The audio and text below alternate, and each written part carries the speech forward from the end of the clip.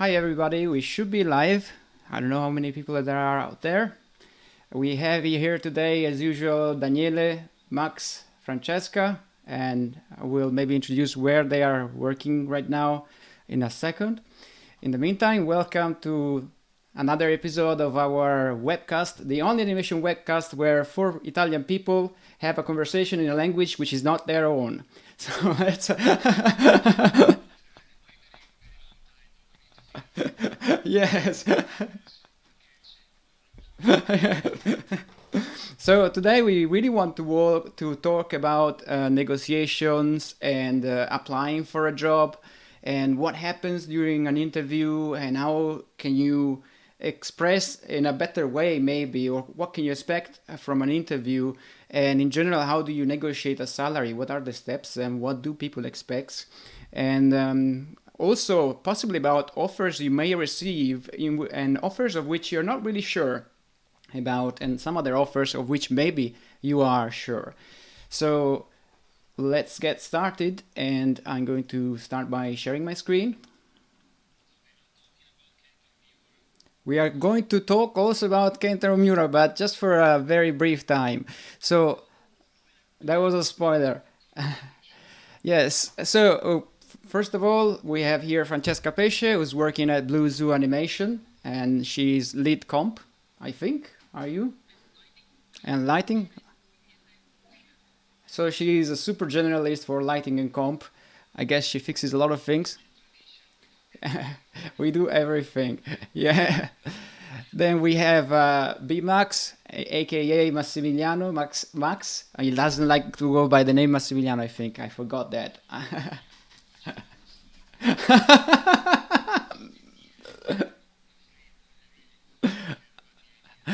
Yes, Max is working at Treehouse Ninjas. He just finished working on Cyberpunk 2077. And as in which role, Max?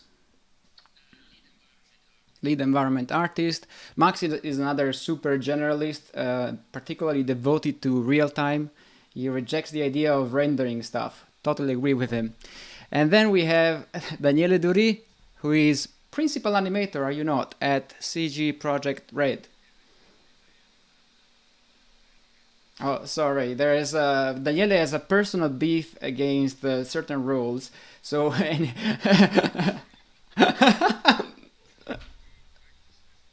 thank you. And in fact, we are going to talk one day about being a gameplay animator, I think, because Daniele is very specific about what it takes to be such animator. So the news of today was the fact that Kentaro Miura passed away, right? And Kentaro Miura is better known for Berserk, I suppose. Is he not?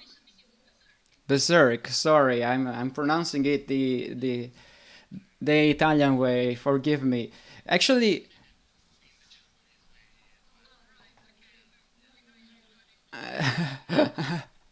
So yes, why are we talking about this very briefly? Because of course the manga is super famous, and it's a cult, and also some of the movies which I will recommend at the end of this call are also something that I think is worth watching for people who are interested in animation.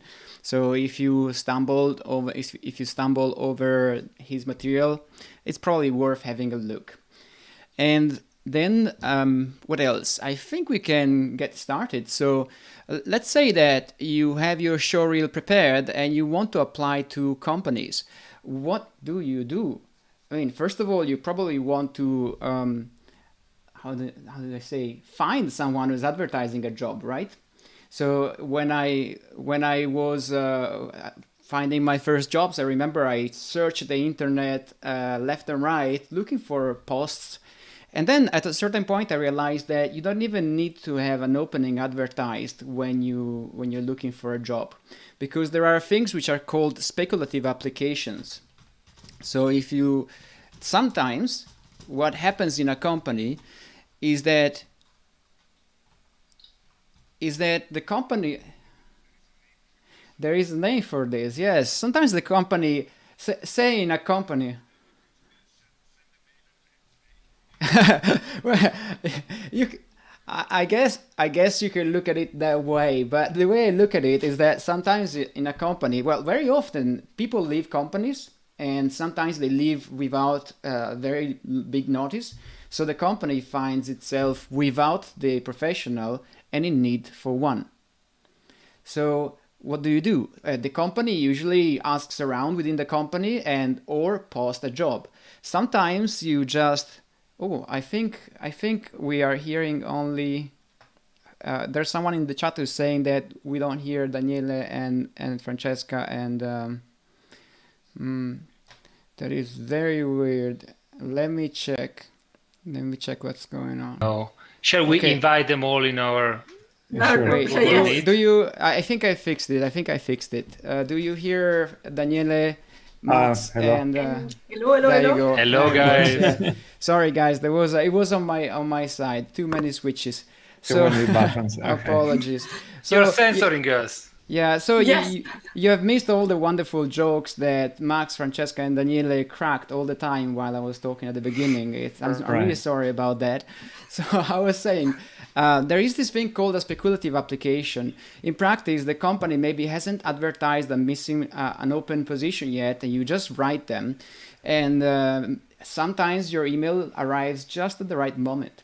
Or sometimes the company didn't know that they needed you until they receive your material, right? So do not think that since a company is not advertising a position, you shouldn't apply. In my opinion, if you are interested in the work, the company does. And if you have a portfolio, you should apply it, because you never know who's on the other side and what they're reading. And a lot of my students, for instance, they tend to think that it's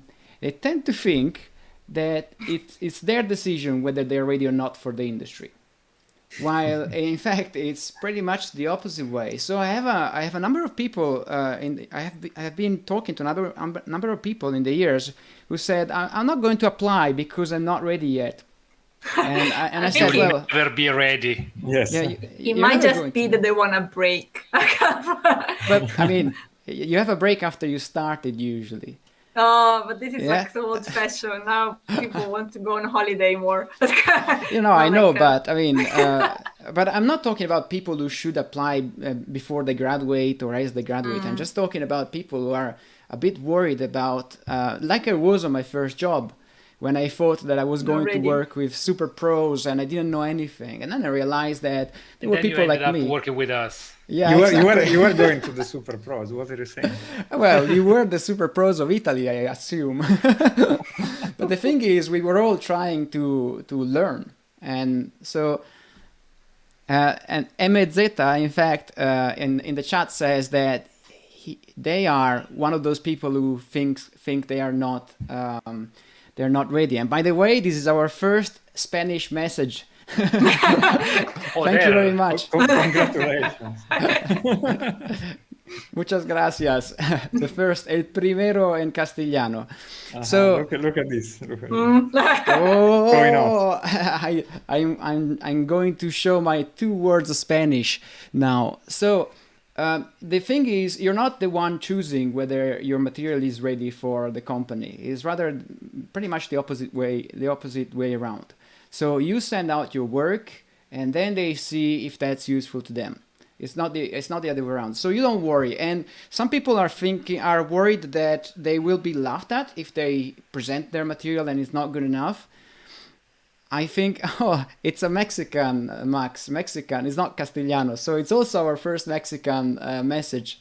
It might be someone you know, Max. hermano.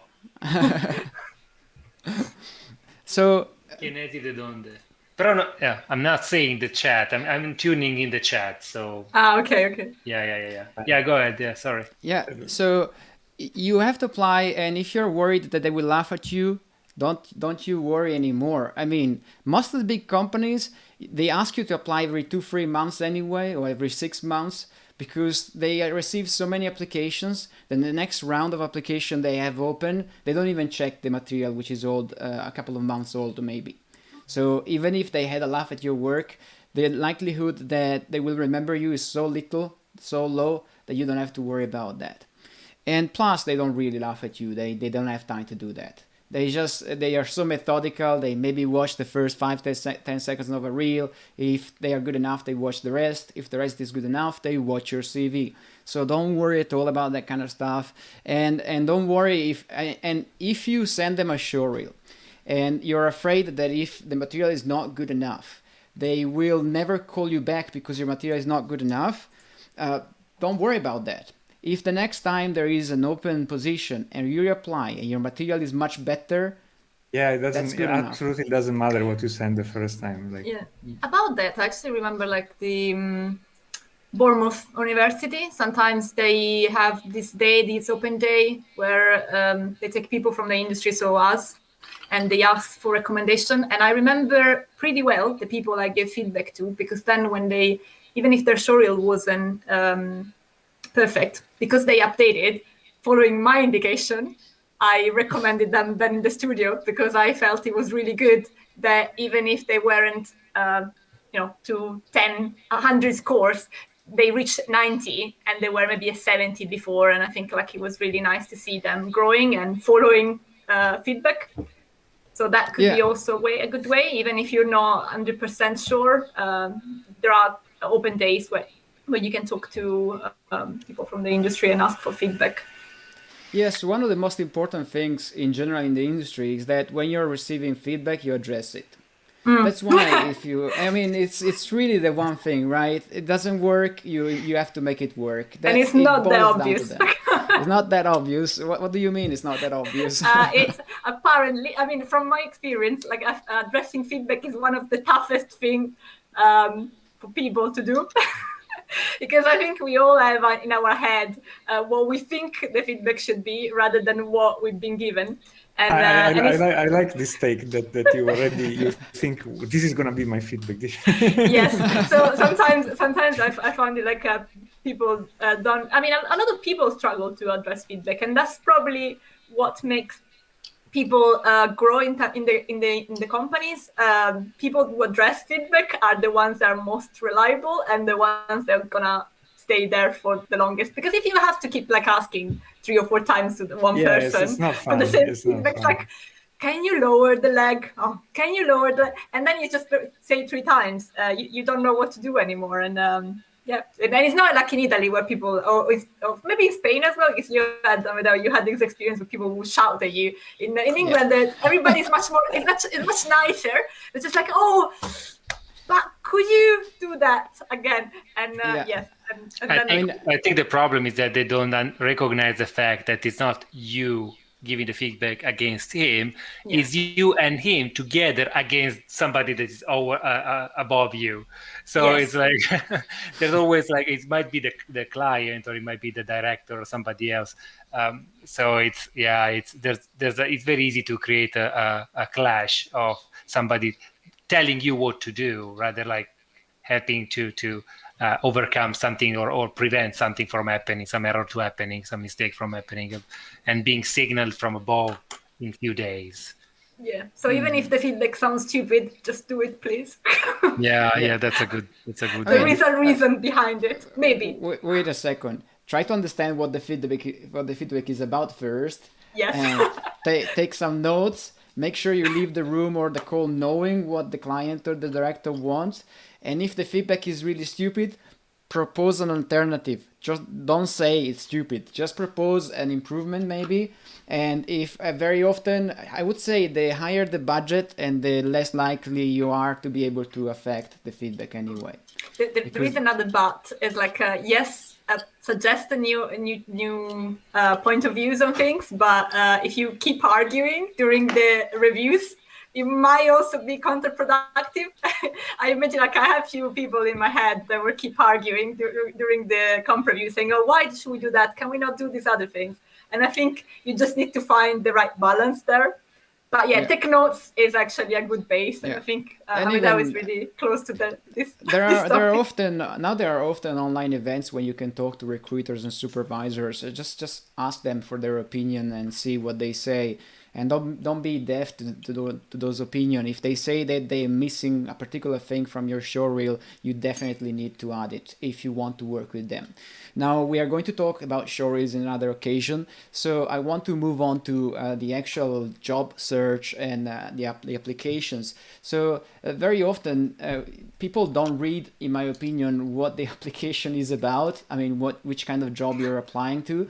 So it's a good idea as a first thing to read what the company wants. So I'm going to Google an animator job position in a very big company. I'm sure that they are searching for people, double negative visual effects, global in the meantime, company. Can I say something about people having to read the job application? I think when I check up the application for lighting and compositing at BlueZoo, the majority are not actually lighting a compositor. Sometimes they are 2D animators, which is really funny, because it's completely unrelated. Yeah, yes, so I mean, sometimes people receive an application from someone who is, I don't know, an animator, and the job application is something else. I mean, the company is looking for someone, and then there is somebody coming from the street saying, "I want to work in CG." Listen, I think this is like fishing with dynamite approach, or what men do on Tinder. So basically, you give like, or you send your resume to everyone, and then at the end of the day, if somebody answers back and there's a match, you actually consider it. So that might be a technique. It's not playing well if you are a recruiter or if you're the studio, because you get flooded with stuff that you don't care about. Someone we know once explained this to me as a metaphor. It wasn't related to a job, but he said it's the equivalent of placing a bucket in a room because, say, an asteroid is falling on Earth, you're going to catch it. So you might well. This someone was Raul Cacciavani, whom we worked with in Rome. Yeah. It wasn't about jobs, but it made sense anyway. So I'm looking at some job application here, some job opening at the double negative visual effects, and I'm looking at animators because I am more familiar with animators. And you see that they are looking for animators for a feature film. So already you read feature film and you have to imagine that you're most likely to, I mean, it's very prestigious, of course, or it was, and you're most likely to receive a contract which has a length which is going to be maybe 8 months or something like that, with the possibility when the movie will be late that the contract will be and the movie will be late inevitably, and the movie will be late, okay. So, and then they say performance, animation, creature, and effects. And this is already very confusing because they say, well, it needs to be animation, but also creature and visual effects. But it's for feature animation. So in here, if you apply at this job, it seems that you're most likely to be applying for a general animation position, and then you may end up on a full CG feature film if they have availability, or on a visual effects field maybe, because you see that the job description seems to encompass a number of different disciplines in there. And in fact, one thing you have to understand is that these very big companies that specialize in visual effects, very often they are essentially outsourcers for a production company. So a production company comes up with a movie idea, and they go around visual effects shops and they ask for an offer, an estimate to make that movie, and the company picks it up. So a visual effects company this big may not even be able to guarantee you that you will work on a specific movie when you're hired. You may work on what started at that time. And I worked in companies where I was supposed to work on a movie and I ended up moving on another movie. So, and when I brought it up with the producer told me that, well, it may be true that they mentioned that movie during the interview, but it wasn't written in the contract, they said.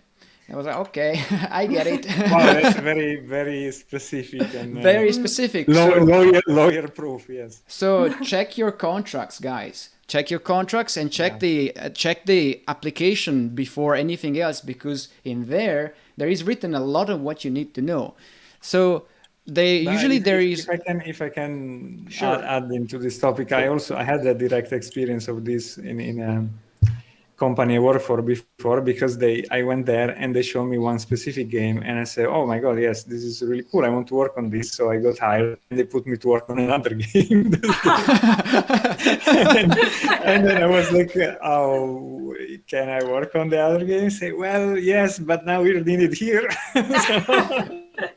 And as somebody was saying, this is 100% true. You're signing in for a company. They say, we will require you in the contract, usually something like in legalese form, but they will say, we will require you to do an animation job for us. And there's not written for this game or any other thing. So be mindful of this thing. Yeah.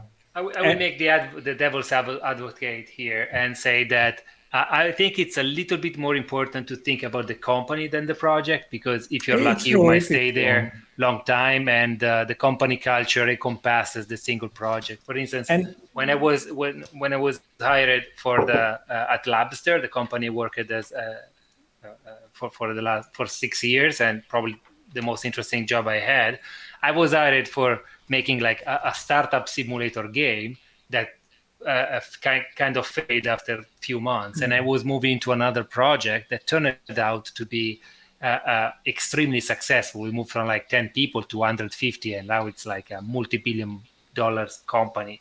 So, and that was great. I mean, because the company was great, it didn't really matter the project I was working for.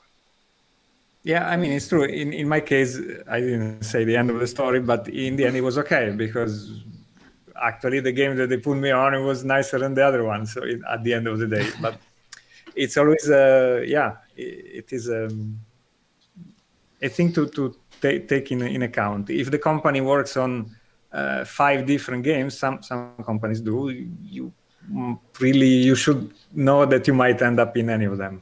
That's yeah. And also be aware that some company may mention some very fancy names of projects that they're working on during the interview. That doesn't mean you will work on those. So on my first day in a very big company, I remember we were put in a big room. We were something like 10 people starting on that day. And just like in a war theater, everyone was handed a pack of information and a chute, and we were dispatched in different departments and on different projects with this parachute, and we parachuted into the project. and maybe I could meet with the same guy I had in that room after a few months I was working in the company. It's called the Battle Royale recruitment style. Yes, sounds like it. Well, it wasn't during recruitment. We were already recruited at that stage. It was really the first day.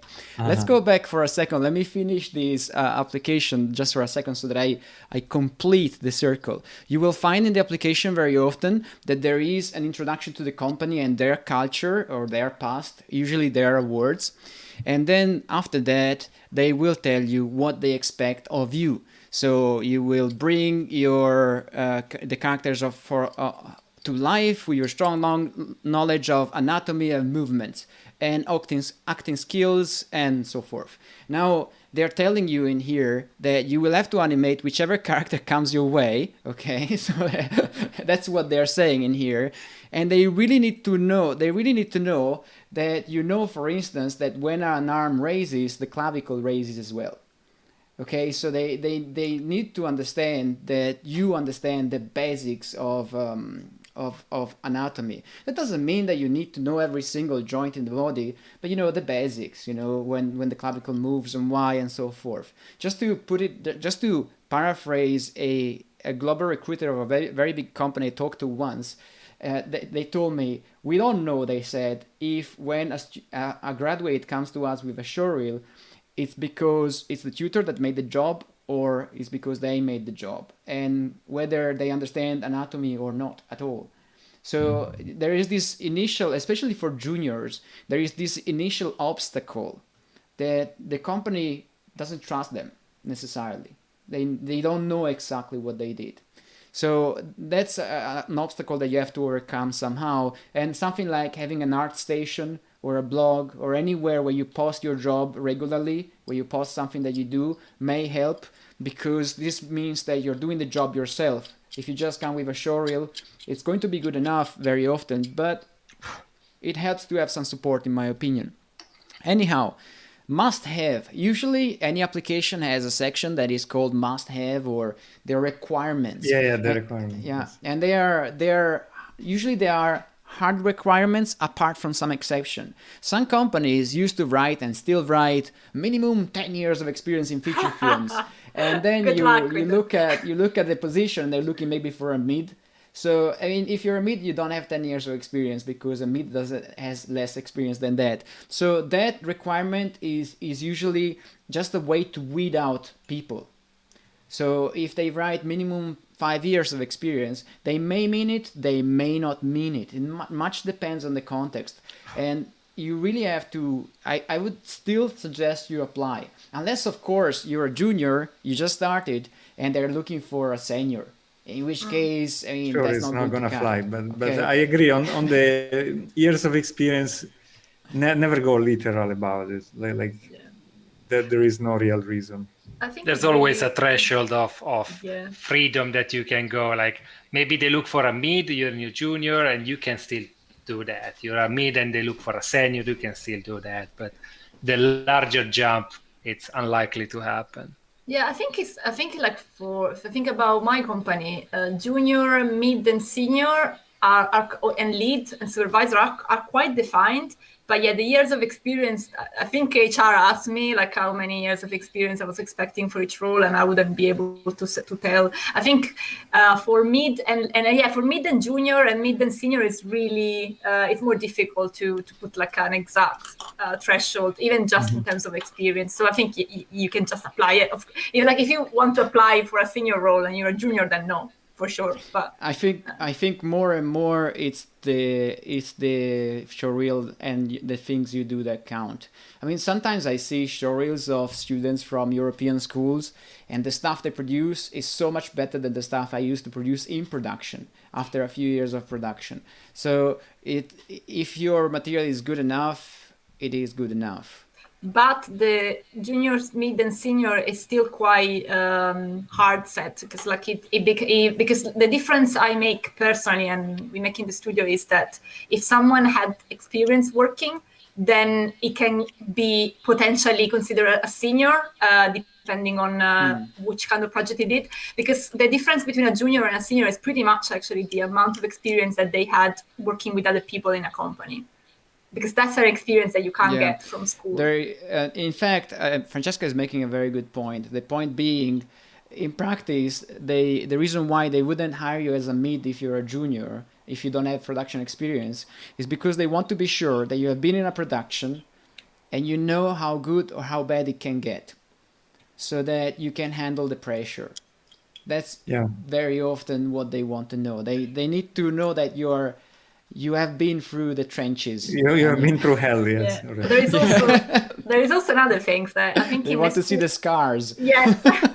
I think in schools now, you have this potential to do some really extremely cool things like some substance paint, shaders, something that's really flashy. But we found that when people start working, not necessarily they know how to do something that's what the client asks. So you can do something really cool and not being able to do what the client wants. And this is like what a junior needs to learn. And sometimes what the client wants not necessarily is the coolest thing, but it needs to be precisely that. Yeah. Max, you were about to say something. No, I was checking that like my friend Tien Tai from the Vancouver Print School just texted about something about that I know Max approach to Tinder now. And Tien, that's the approach that get me my current girlfriend, and I'm very satisfied with the result. Yeah. So you didn't send specific message tailored per person. No. But I had a very good claim on top, so that worked. Very targeted, yeah. So, I'm really curious now, but I don't know if we're gonna just jump on a different kind of Twitch call. Maybe for another call. Another type of stream. Okay, just yes. A webcast titled "The Secrets of Tinder." Yes. So they must have thorough knowledge of Maya, they say. If they specify a software, they usually mean it, guys. If the software is not so important, they usually say Maya or a similar package, for instance, or Maya or Blender. At the time, they used to say Maya or 3D Studio Max. You know, it doesn't matter. But if they specify a single software, usually they need you to know that software. Clearly, yes. It makes sense, right? And then proven experience within an animation department. Feature animation preferred. This is when things get interesting. So they are making it a hard limit for you to have worked in our actual production before applying there. I don't know how serious they are about this.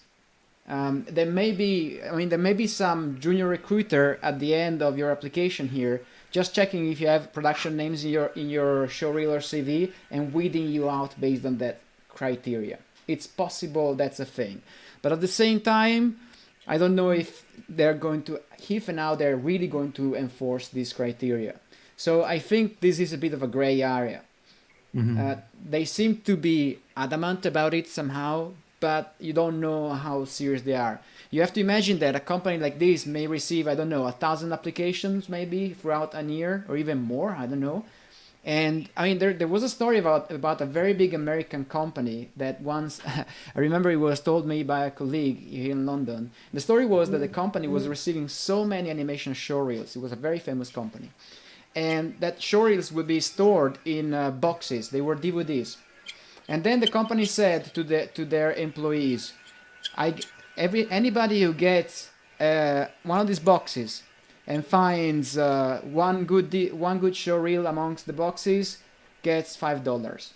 So people could get one of these boxes of DVD back home, go through the showreels and get $5 for each decent showreels they would find amongst those in the boxes.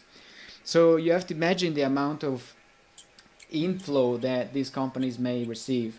So that's why probably they are putting up this thing. They are trying to weed stuff out. But as I mentioned, this doesn't mean it's a hard limit. You will only know if you apply, I guess. And again, if you consider how many people apply for the wrong job, I think you still have a chance. I think I got like web designers looking for animation, applying for animation jobs, or like, I'm not even joking. But what about stop motion animators? Did you get that? I got them. So you got stop motion animation for 3D series? Yes. Okay. At least it's in the same discipline. What am I gonna do as a web designer? By the way, in the meantime, we have an employer in the chat, and they say that as employers, we go off portfolio first, then experience. There you go. It's true. Yeah, it's so hard to judge talent by just experience alone. It makes total sense. I mean, we discussed it last time, right? You might have spent 20 years in a company, but since you have always been just in the company, just in the role, maybe your experience is not at the same level of the years you spent in that company. The process is always like showreel first if we are interested interested in the showreel, and if the showreel is matching the job application role, then we step onto the CV. Yeah, and then they also say it's a massive pain getting lots of applicants that don't hit the minimum requirement. Indeed, it sucks. It is. I filtered them before we had an HR department. So Did they give you $5 for each one? No, they didn't. There you go. Company. So you have to imagine that while a big company might pay some very, very young people to just weed out the material, in small companies, this thing falls usually on the shoulders of someone. And I worked next to people who had drawers full of DVDs, and they were supposed to do their shots, and in the meantime, every now and then look at a showreel. So it would take them maybe weeks to check a showreel. I don't know. I mean, yeah, but I think with the digital showreels now, it's a bit easier. Although if it depends on how the intranet is structured. And then they say, demonstrate knowledge of timing, posing, acting, and storytelling. You need to know how to animate, guys. I don't know if it's news to you, but I think usually for an animation job you do. So it's an animation job, you need to be able to animate. So that means that if a character is standing on one foot and you lift the foot and the character doesn't fall, that character is either Bugs Bunny or you're not animating it. So make sure that you are capable enough for your animation to look decent. Okay, it doesn't need to look super mega amazing if you're a junior, as good as you can get it. Of course, if it's amazing, better. But they are telling you, make sure your stuff looks like. I mean, the idea is that we look at your animation and we are not distracted by the fact that it's 3D animation. We are just enjoying what we see. Right. So that's more or less what we need to see there. And then ability, this is interesting, ability to perform visual and analytical problem solving in three-dimensional space, including the ability to accurately interpret 3D layouts and analyze 3D form. Guys, if you animate in 3D... If you have a stereoscopic view, you apply to this one. No, I think that the thing in here is that a lot of people at the beginning animate in camera only, and then the director asks to rotate the camera, or we need to cast a shadow from the 3D object onto a live action plate, like a movie or an actual floor, and then we realize that the shadow is all crumpled because you animated in camera and your model is all a mess in 3D. As a lighter, probably Daniele knows a lot about this one, because for games this is of uttermost importance. Yeah, I mean. Yes. Yeah. Well, we animate obviously from all points of view, unless in specific cases, of course. But even if you do like just 3D and you render it out, please think about the poor lighters that comes after you. So if you, you animate like towards camera, but it doesn't make any sense in 3D, then what we get in lighting is like all like twisted arms and really weird lights and shadows. So yes, please. Secret think about symbols written in the shadows. Yes. So they're just telling you you need to be able to move around the 3D space, and you need to understand that the animation needs to work in 3D and it needs to look great from the camera. That's more or less what they are telling you in here. As far as I can interpret, of course, then maybe one day somebody from DNEG will come in here and tell us we all got it this wrong. You always have to interpret somehow what you read anyway. And then well versed in the principles of animation. Just in case you didn't get the first reminder, they tell you, guys, it's still an animation job. Yeah, it's still an animation job, they're saying. We're confirming this. Yeah. So we understand that you need to be able to operate Maya, you need to be able to animate, and you need to be able to animate in 3D space. I think it's not over the top as a request. The only thing that is a bit a gray area is proven experience, which you need to check yourself how hard they are about that. About you, that's an interesting section. So after listing the requirements, they usually tell you what they expect you to be. Ooh, that starts a bit heavy as a relationship. We don't know each other yet, and we already have expectations. But don't remember that you are paid to do stuff. So I mean, they are within their rights to ask for expectations, I guess. So ability to work well in a team environment. This is a very controversial one, especially in certain companies. So what do you guys think about this? I want to hear your opinion first. I think this is long for not to be a dick. Yeah, Yeah. pretty much. This is a very generic one, and like just be a normal human being and not a piece of shit, kind of. But I have to say, I don't like to add it to the job advertisement for a reason, because I like to ask to people I'm interviewing and ask so one of my questions, like when I interview people, is like, how was your group project at uni if they are junior? Because that speaks volumes of how they gonna probably work with the next team. And it's because like obviously everybody at uni had like some dickhead, like literally like someone that was, there was probably a dick like in the team, and they made things really difficult. But if someone in an interview asks you how was the group project and how you coped with that, if you start ranting about the team, that's obviously not gonna. I feel like, okay, I understand it because we all did group project at uni and we know how bad can be. But like then on the other point of view, you're talking to your the person that might hire you. So it's a tricky question, and I am aware I do it. But just I appreciate the honesty, but then on the other side, like consider that like you're not trying to you're just not ranting to a person you met in the pub. You're trying to make the person is trying to hire you to understand that you can work in a team, and that even although there might be some issues in the team, you can still work with them. So even if there is a dick in your team, and it's potentially it could happen even in your job role, that you might find another dick there. Potentially. It's potentially. And you still need to kind of work it out, because there are cases, and I'm not joking, there are cases of people that had a fight in the studio or in like a work, as in they verbally fight, and it's like and it's not pleasant. And I think at the end of the day, the fault is gonna fall on both of you, even if you were in the right, because you're just not making a good impression on the other people. And even if you were in the right, there is little consolation in going back to work the next day and having made an enemy of some sort. It's very true. It's very true. So the thing is, it's not that, I don't know, maybe it comes. It could be that it feels like, okay, say that everything is fine, that you love your project. Obviously not. It sounds not on that side. Okay, but you should just, I would say, exalt the positives of that experience, and then the negatives. I would still talk about the negatives, but not in there was a dude that was dragging this thing down. Say that you encounter some issues, and then how you work around them. Yes, that's correct. Eventually, they ask you about the bad parts. They always ask you about the bad parts. Because it's not possible that something goes smooth. Nothing goes ever smooth, right? Yeah, and if it goes smooth, it means like you probably haven't worked enough. Yeah, right. Exactly. That is we should write down this quote. Yeah. If nothing goes wrong, it's because you're not working. Yeah, exactly.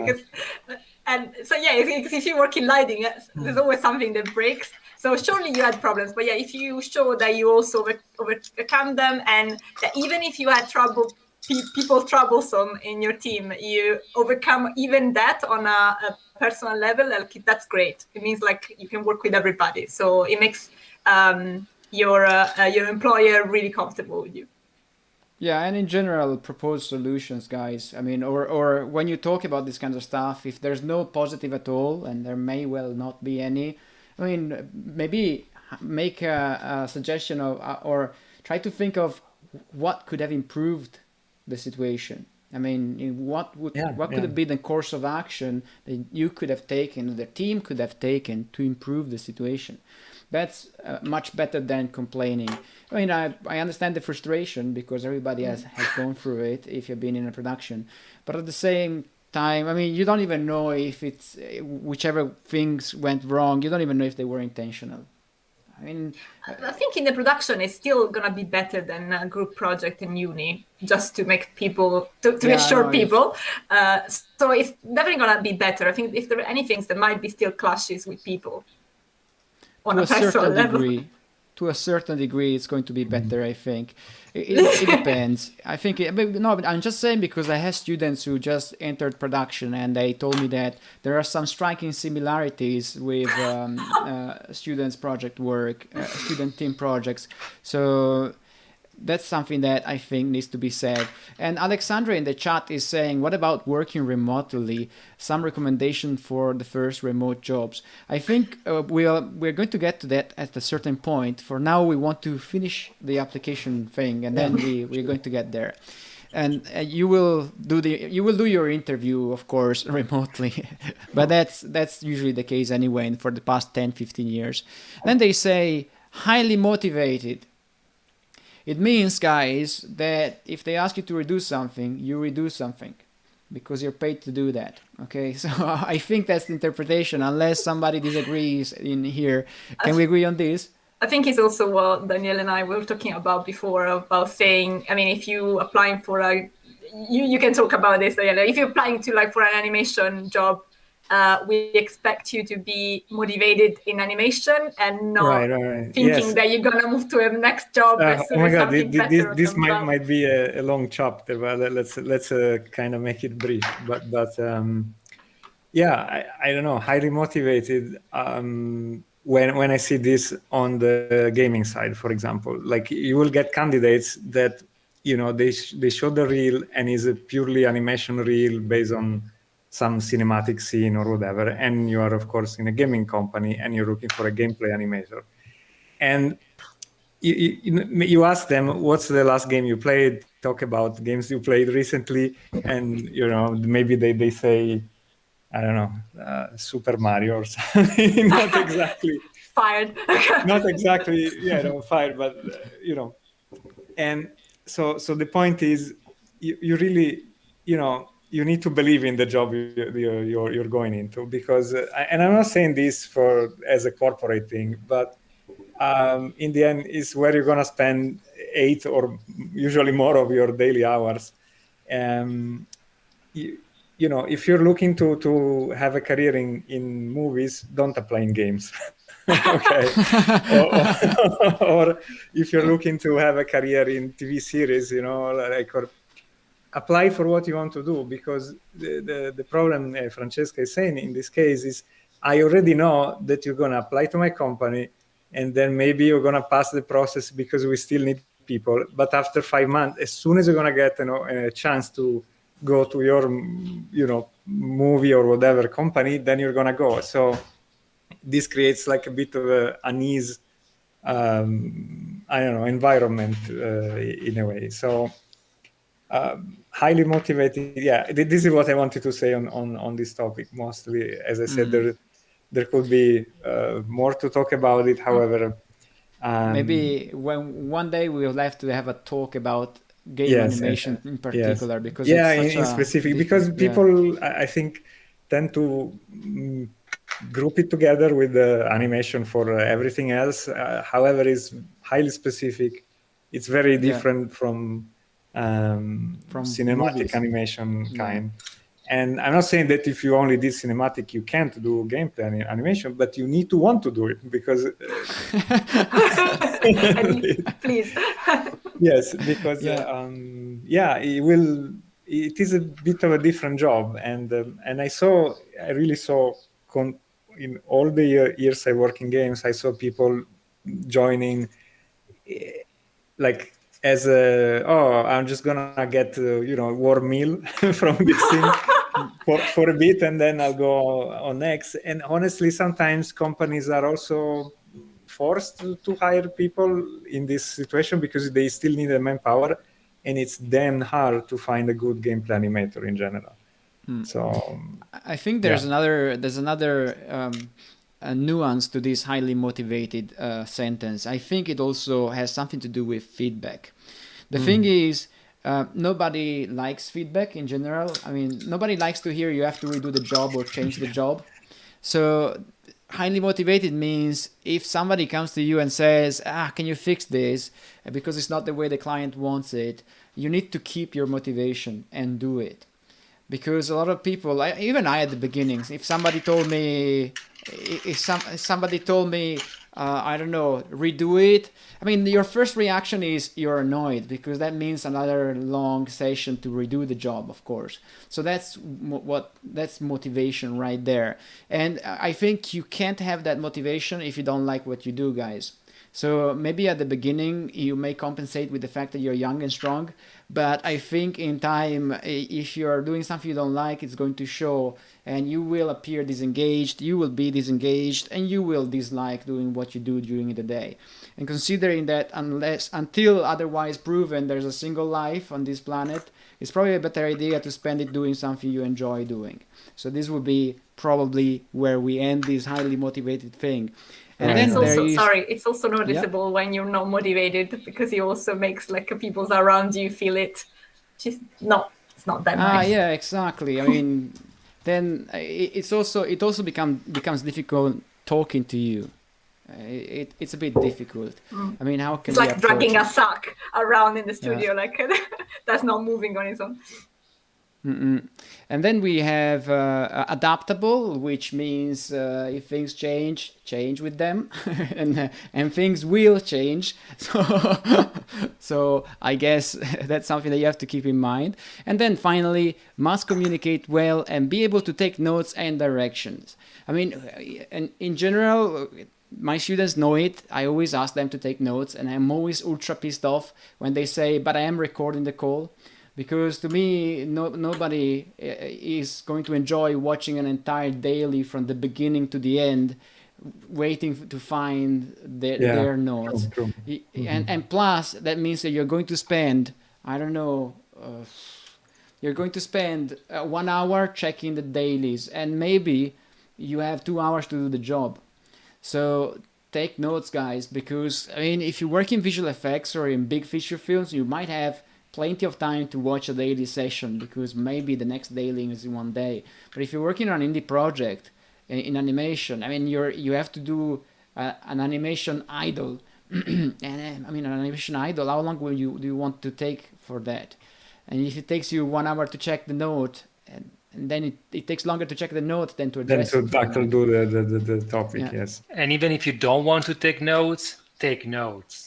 Even draw dicks on the paper, it doesn't matter, because like the image of a person taking notes strikes a lot into the mind of somebody that is watching you. So even if you don't really want to do it and you're bored, just like pretend. Yeah. Can I ask you, if you want to get the job and like you're there and having an interview, take notes.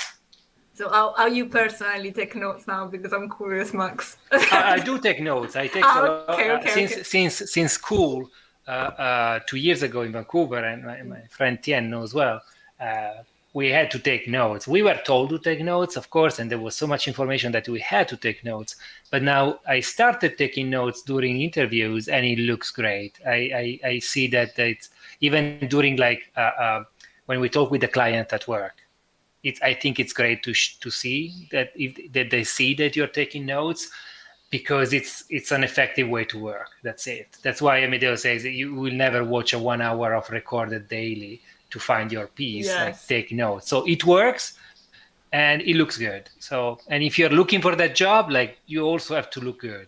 So yeah, just take notes. You know what I really like is when people, like, when there is a moment in the interview when I ask if they have questions, and when people take their notepad and say, okay, so first of all, I love it. It's just that person is already hired, because it means like they did actually a list of things they were going to ask me. So they took notes even before. So that's really nice. Now you know how to get a job. That person is already hired, may be an overstatement, but I think we get the picture. So, and then, and by the way, Daniele and Max, so we one have thing Luca on the Giavettino taking in the notes chat. thing, because like I think I want to say it's a good idea. I also do take notes. Like, I have a bit of a hard time actually writing things anymore, but I will take notes on my on my PC or something. There are tons of ways to do it.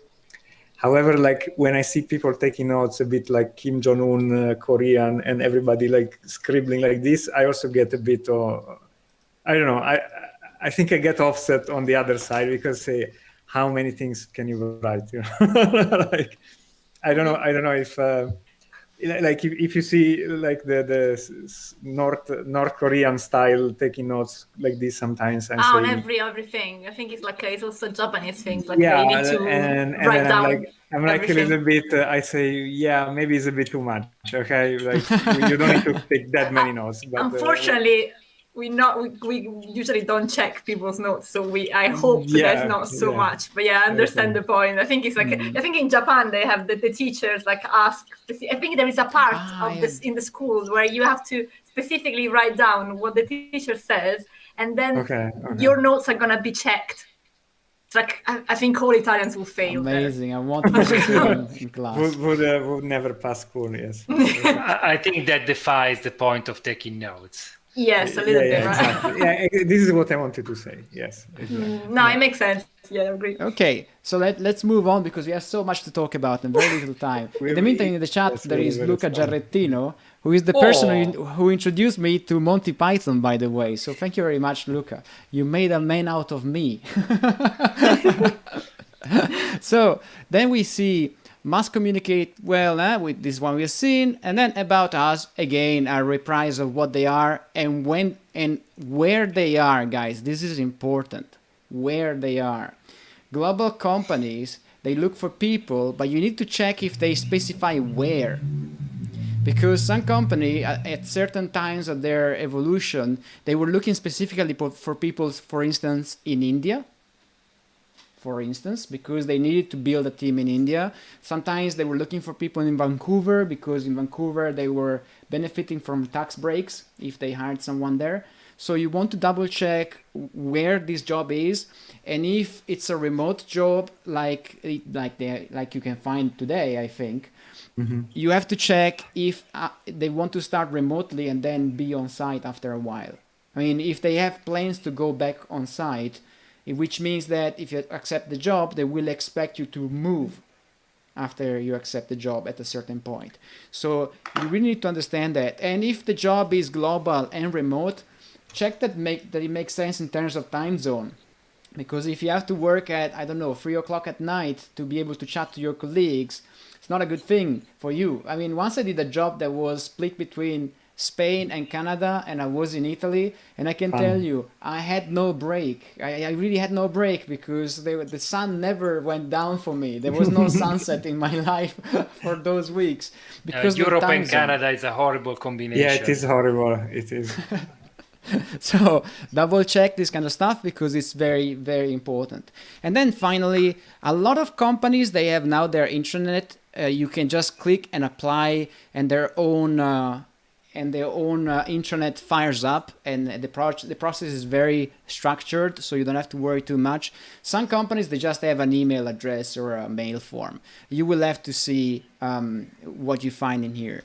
It's very important for a global company to check the country of residence, because with some company, they really want to know whether you are European or you need a visa to work in Europe, whether you're Canadian and so forth, because it helps them with the recruiting process. For instance, it comes to my mind that a lot of German productions a few years ago, they required you to move to a specific federal state of Germany because this way they would benefit from tax breaks. So you want to check also that kind of stuff. And in general, with remote work, I think it's a lot easier. So now let's say that you have applied. What happens? Let's say that they accept your work. They like it. So what happens next? Usually you receive an email saying that they found your work interesting, and they would like to have a call. When are you available? That's the way it works, I think. I remember, right? So since the last job you picked 20 years ago, Amedeo. Yeah, exactly. So in practice, there's also this thing: do not expect a personalized answer if they're not interested in your work. I mean, if you get a computer to answer, thank you very much for your application, we will get back to you maybe. Don't you read it, but most companies won't ever write you anything personalized unless they are interested in working with you. So you may, especially at the beginning, you may apply to 10, 20 different places and never receive an answer.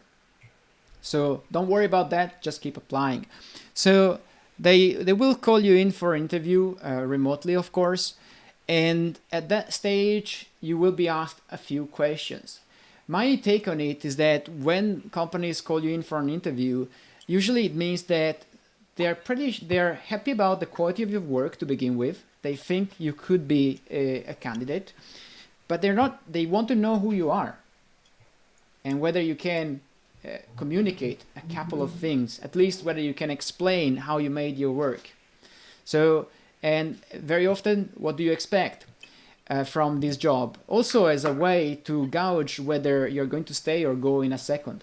So are you someone who's just looking for a job because they're looking for a job and they pick, I don't know, a job at BlueZoo Animation with Francesca and they leave after 1 minute because they really wanted to work in visual effects? Or like Daniele, you are a web designer who's looking for a job and applies as an animator. I mean, they really, in which case they won't call you anyway, so don't worry about that. Yeah, that's not an issue, but yeah. Sure. So they will ask you how you did your work, how did it go, and which kind of questions can you expect from an interview? Anybody in here has any suggestion? Where do we start? Yes. Can I say one thing before we go to the question part? For me, this is very dear to me because I've been through this a few times. So, okay, usually for a remote interview, you're going to have your webcam or something. And I've been on the recruiter side a few times. And there is nothing worse than a sloppy camera setup for me. Like nothing worse. Okay. Ooh. So, but that means that doesn't mean that you need to have an expensive webcam or anything, but just the positioning of the webcam. Okay. So, for example, I remember there was one animator that he answered the call. First of all, he was late to the call. Never be late. Okay. This is please never be late. Okay. Was 10 minutes late to the call. I call a few times. Now it doesn't pick up. Eventually picks up. He just came back home. He was sweated. Okay, he was. I think he went for a run or something. He was literally sweated on the camera. And then I don't know how to do it here. I will try. So he put the phone. He was calling from his phone camera, and he put the phone on the table. So I could see his chin. And the Blair Witch mostly. Sorry. I can't really do it here. It was something like this. So we did the whole interview with him speaking in this position, and I already after 2 minutes I didn't want to hire him. I just went through the questions. Okay. So this is maybe an extreme example, all right. However, like please, be careful of your surroundings. Put the camera in a normal spot. I don't know if there is a best thing because people figure out everything, but I would say frontally try to look towards the camera also. It's not, I'm not looking at the camera now for during this, but for the interview, yes, because it gives the impression that you're actually looking at the guy's eyes or something. And have, again, you don't need to live in a villa, but try to have a nice environment around you. If you have your dirty laundry behind you, which again happened in another case, it's gonna, maybe, okay, you guys tell me because this is my. Well, I have the experience. These details to me matter a lot. It's the same way in applying, and your application letter has some typos. If you have some typos, well, if you have some typos, yes, of this course. Is for me is visual typos. Like maybe I'm a bit OCD about this. However, and again, I don't expect the guy to have or the girl to have an iron shirt or whatever, but some basic decency that tells me you care where you are. You clean your room, like Jordan Peterson says, right? Max, and then you have some things in order, because if your room is a mess, if your surrounding is a mess, I also think you don't convey the best image of yourself, even in a creative environment. Yes, even in a creative environment. And again, like I work with tons of people, and also some people that are more messy, less messy. However, the sloppiness of the interview for me is very, very important. Like it can't have an image of, or you can have all of the piercings you want. I don't care. Like this is let's not make it that I'm like conservative either, right? You're a bigot like me. Is that it? but at least, looking clean, having the place in a bit in order. This is, and having the camera in a normal position and not like somewhere else, or calling from the street, or Did someone call you from the street? Now I'm curious. No. This I made up. Not yet. No, not yet. Maybe. Look at that. Sorry, maybe. my teacher of environment game environment just posted, and from VFS. Level design teacher, and saying, I can confirm that Max was actually taking notes. Good habit. So you see that's right. That's okay, confirmed. Okay, and they were actual notes, anything. Hey Joel, lovely to hear from you. Thanks for participating, by the way. Thanks a lot. Right. So yeah, this one was my parenthesis. Sorry for.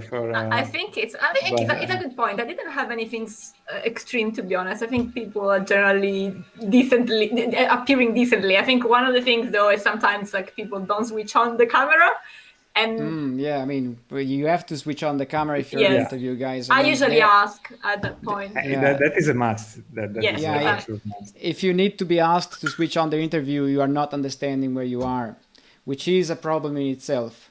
So very good observation. I think it's a problem more than the background, to be honest, because one thing that I've noticed is that with the pandemic, a lot of people who were used to work outside never considered working from home. Now they don't have at home the environment to do a web call with a decent background. So the only thing they can do is maybe blur the background.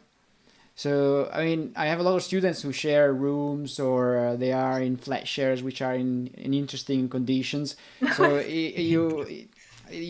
I think there's some leeway there. But yes, being late, appearing not well cared for somehow.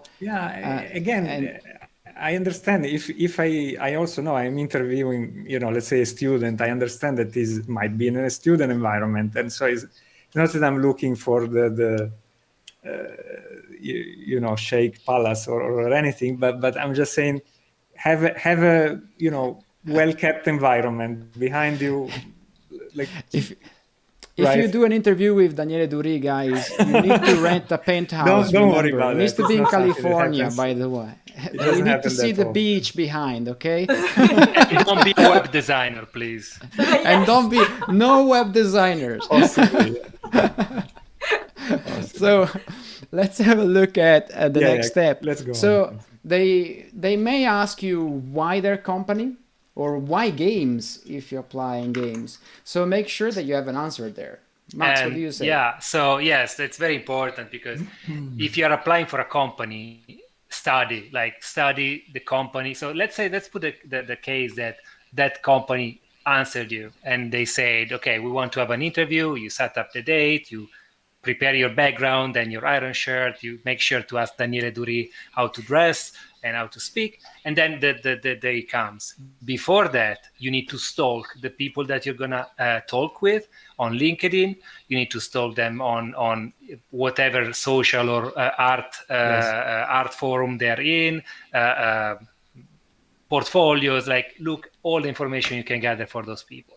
It's gonna serve you two purposes. Know what they like and they will be likely to speak about, the kind of project that they went through, their role in the company, and possibly their personality. And that's like this is so much information already. There's no bad information. Like, there's nothing that the more information you have about the setting you're gonna enter when you get an interview, the better it is. And then try to understand whatever you can about the company, what games or what movies they did in the past, possibly what project they are working on. It's probably covered by NDA, but if you look in website like gamebeast.com, stuff like that, you can get an idea. Yeah.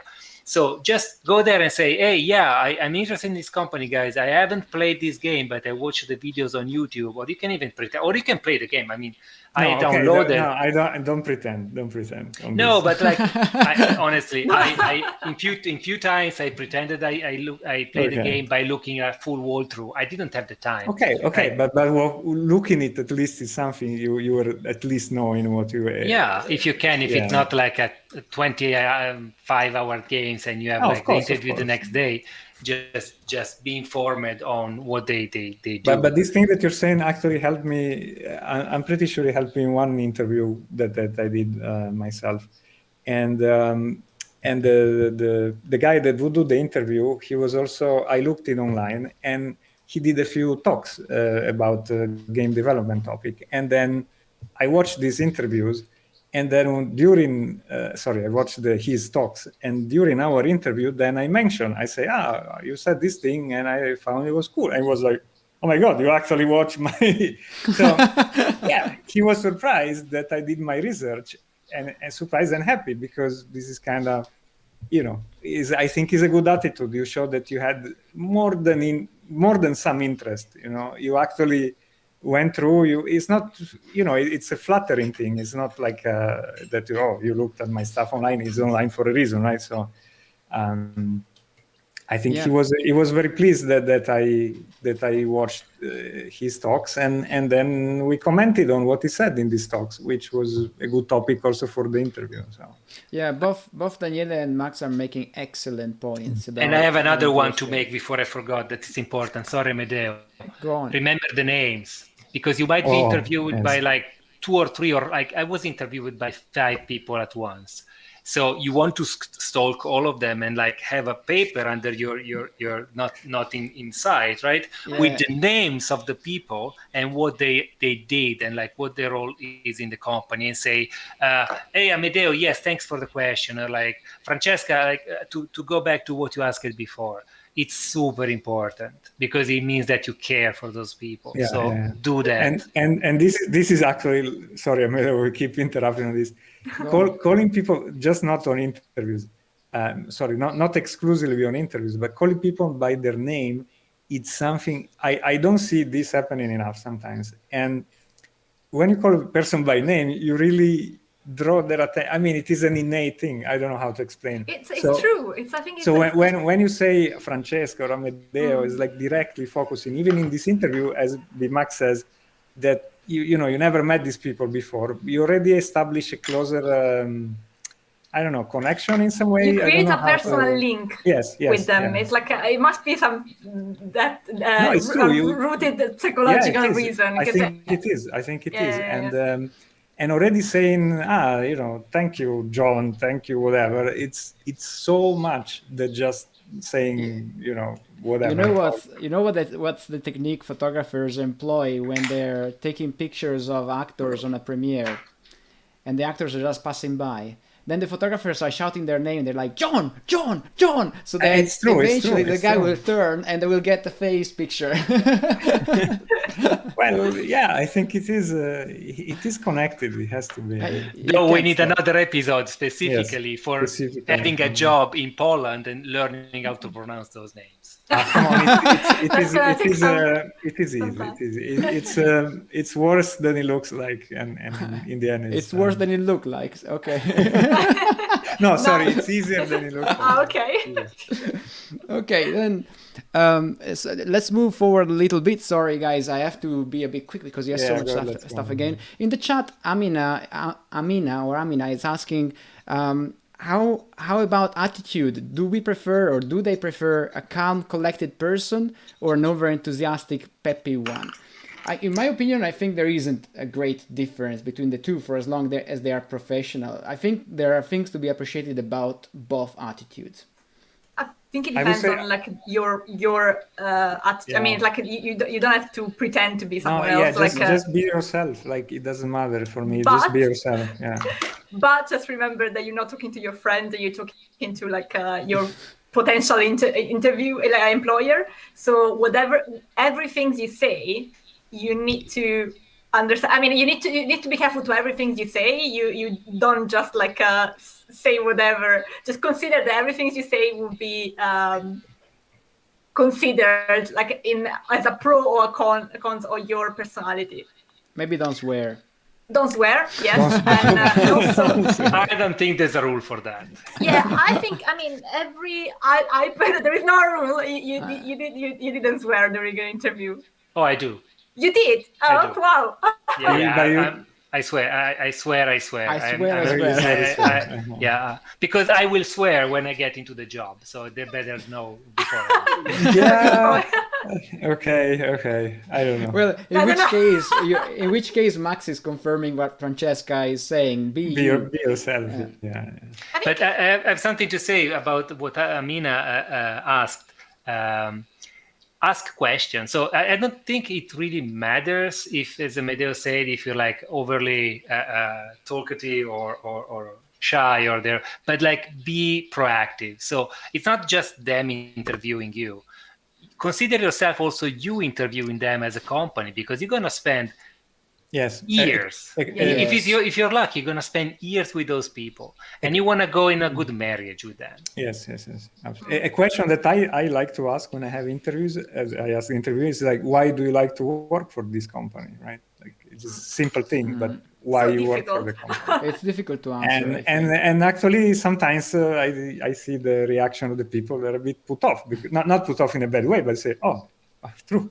I remember. I loved it here." You know. I mean, I want to go back a second to what Max said. Before an interview, usually I need the company to be recommended to me as well. I mean, because I need to know how it is to work there, guys. So just like Max is saying, just like they are interviewing you, you're also interviewing them somehow. You're trying to understand, is it going to be fun to work with these people, or am I putting myself into another mess? So you are interviewing them, and especially as far as money is concerned, every company I worked in for the past years, I always check their credits rating, so to speak. So I talked to people who worked with them, and I checked that they were paying regularly. Because especially when I was much younger, I always spent a lot of time chasing debt. I mean, chasing companies that didn't pay, and that takes so much time out of your life. I didn't want to repeat that anymore. So now I tend to work only with companies who have a good track record, because I just can't be bothered anymore to chase people. If they don't get it at this stage in the history of humanity, then they're not going to get it. So I don't really want to be there. So you will remember, you are also reviewing them. Thanks, Max. This is an excellent point, because it seems like we are just there to be scrutinized during an interview, but in fact it's a two-way street, guys. So it is very much, yeah. Gives you the impression that gives the person. I mean, gives me the impression that you're not just passively receiving things, which is also like a good point when you work. It is. That you have like an active side. You're just not just waiting for people to give you work and do it like brainlessly. You're actually an active part of it. And at the same time, you don't come across as someone who is desperate to get into any job, because the problem is not really that you won't get the job. The problem is if you come across as someone who is, I will do anything for this company or whatever, then you, amongst those things you will do, that includes you will be paid very little. Okay, so and like not just recruiters, but I mean also myself. Sometimes you sniff the desperation. It's like blood in the water, and you're a shark. Like it's very easy, and this will affect a lot how much offer they were gonna give you. So I mean, as usual, possibly always apply from a position of I'm not saying power, but meaning that you have another job and you look for the next job, you know. So this already will cut away your economic need in that sense. I see many people. I saw many people through the years that they have a job on a company, and then the cycle of the game ends or whatever. Then they quit the company, and then I'm gonna take 3 months off, or like 4 months off to my time, and then I look for another job. I wouldn't recommend that. Like, of course, everybody's life is his own. However, you're going to be in 4 months, you're going to be jobless. You're going to have gone through your savings or whatever you had. Hopefully not, but you still have. And then you're going to apply for a new job from a position of nothing. You will get less than you will get if you had another job. Like, it will affect it. To diffuse this feeling of desperation, I think you always need to put yourself in the mental condition that you can walk away from that negotiation. Yeah. Yes. So and like that's a very important thing. Anybody that is going to do a negotiation for a job in the future, but in general it's useful in life, I suggest they check out this book or this series of lessons from this guy called Chris Voss. It's called The Art of Negotiation. It's an ex-FBI agent that was like the top negotiator for this many years.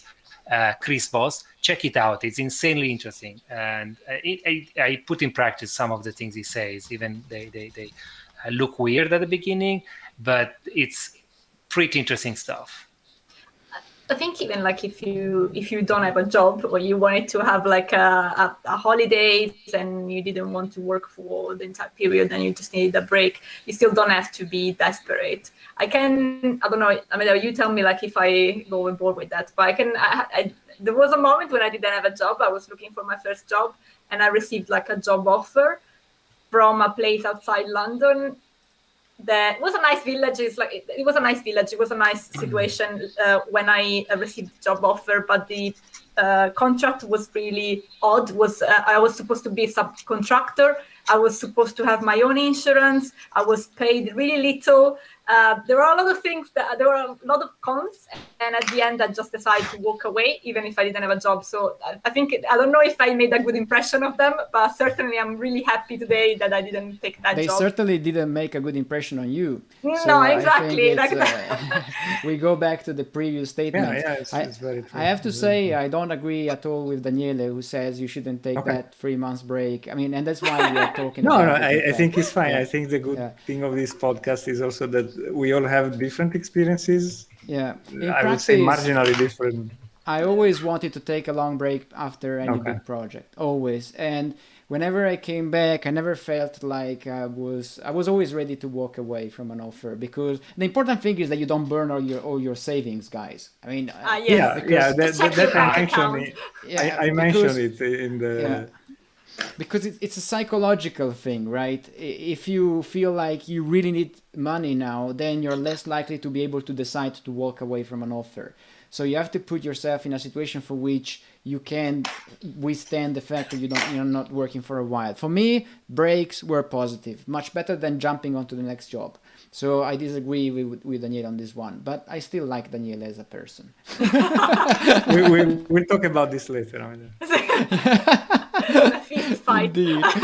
Yes. So you have gone through the interview, and sometimes they ask you for the money.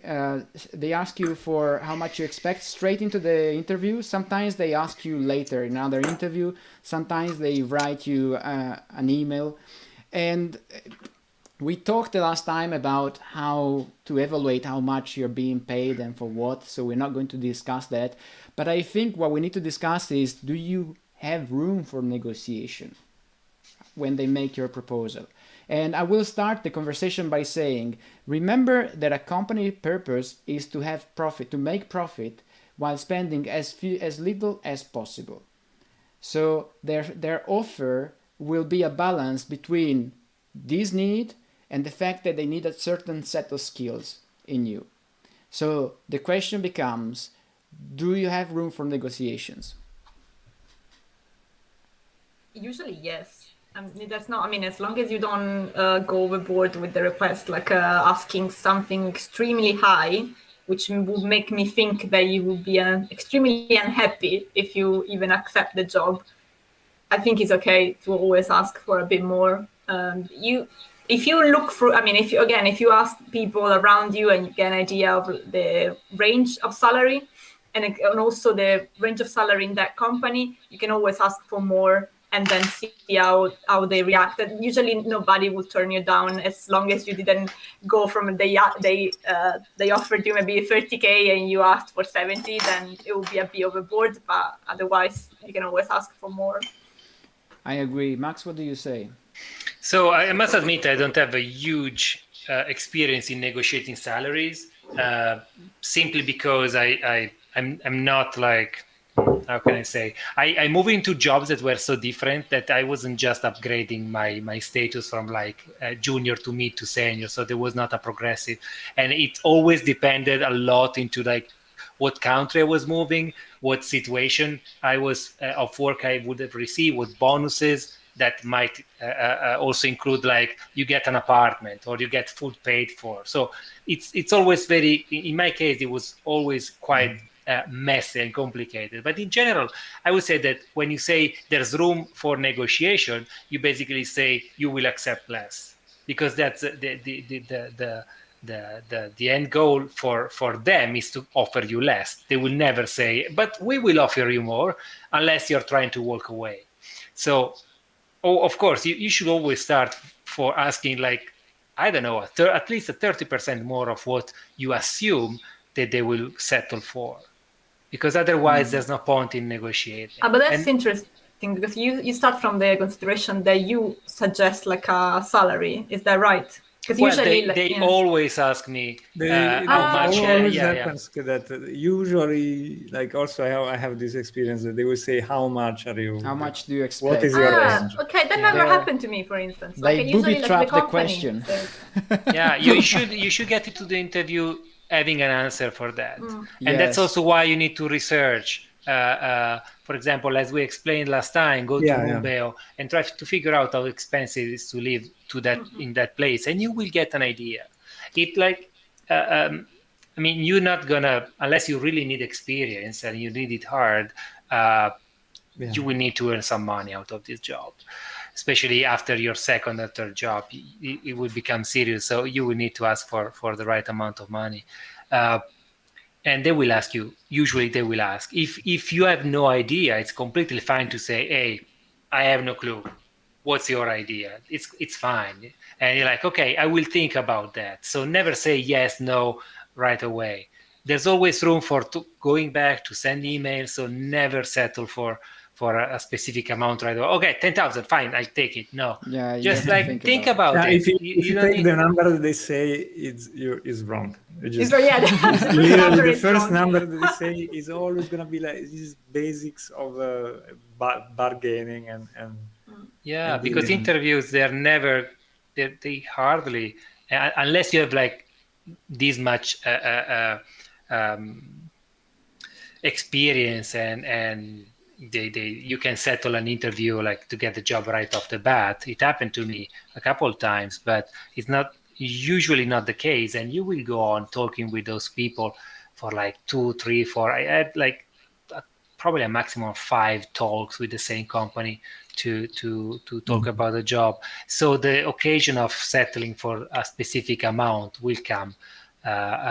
Also, if in the case you're going for recruiters, and we didn't talk about recruiters, but they play a large role in this aspect, they will also be the middleman, and they will kind of play the interests of both parts, and they can give you a ballpark amount for how much the company will probably pay, but like never say yes or no or right off the bat when they throw a number at you. Don't be afraid of being able to say, okay, I'll think about it. Max can I, because we are running out of time, so Max is making an excellent point about getting informed, because let's say that like it happened to him, they offer you a job somewhere in which the cost of life is very high and the offer in money is very low. You might well raise this during the interview. You might well say, guys, thank you for your offer and the interest in my work, but I've checked the cost of living in that place and it turns out that it would be too expensive for me if compared to the salary. And this way you make them aware of the fact that you're aware of the costs and that they have to up their game if they really want to work together. And you're not being mean or anything. You're being very realistic. And you should be doing that. And as Max says, never ever accept. I mean, never ever say the number there at the first interview. Just say, oh, that's the money I want. Think about it, especially if you're not sure. Think about it. Say, oh, guys, I have to think about it, do some research. I'll get back to you in 2 days. If you want to take some time, give them a window so that they know when to expect an answer, but think about it, because it does make a difference. And also it appears professional. You have to do some research, which is what pros would do. Yeah. There is a question in the chat saying, do you have tips for looking for jobs when you're not available soon? Is it generally harder to negotiate when you aren't available immediately? I think it's easier to negotiate when you aren't available, because it means you have a job. So if they want to take you away from that job, they have more incentives. I mean, for instance, the fact that you have a job, that you're busy, means you're more likely to be professional. It's not a guarantee, but it means you're more likely to be professional. The fact that you are busy means that if they want you to go and work for them, means that they have to offer something in exchange. So you are, in fact, in my opinion, in a position of force. And that's what Daniele said, right? He said if you have a job, you are in a stronger position when you negotiate, because you can stay with your job. It gives you a sense of safety. You're not desperate. Then the thing is, very often, especially as you begin, you will be approached by people from the web very often who have seen your portfolio, and they will offer you jobs which are very poorly paid. And I think that's an interesting argument. So how do you deal with that? Say, I mean, I can make an example of someone whom I talked to recently. They received an offer, and when we made the math, the pay per day was about 28 euros for a job which was on the European continent, 28 euros per day. So since they're just starting, they're wondering, will it be good? And the other party, like it always happened, said that if they accept this job and if this job goes well, then there will be more work after that. Classic. Having worked as a freelancer for many years, that's like it's a classic red flag, gigantic red flag. Yes, I mean there is the only thing that is certain about life is death and taxes, they say, right? So the more work that will come after this job may be true, maybe not, maybe well paid, maybe not. So you really have to think about it a bit. In my opinion, it's very difficult to tell you not to take that thing, because you're at the beginning and you have to be in your shoes to know. You need to get dirty with something. So you really need to understand sometimes there are opportunities, and sometimes the best jobs are born out of almost nothing, maybe. But at the same time, remember that if you are going to pay a rent, you're going to pay a rent. So somebody will ask that money off you. So you probably are better off if you have that money somewhere. So consider that, and even put up the case. Tell them, look, I need to pay the rent. The rent costs this much. I would be happy to work together, but with this amount, it's kind of difficult. And then there was another question in the chat, and someone was saying that they are already involved in a studio project, but for now it's just an internship. And they don't specify if it's a paid internship, which is an interesting concept as well. I mean, in Italy, a paid internship is more rare than in other countries.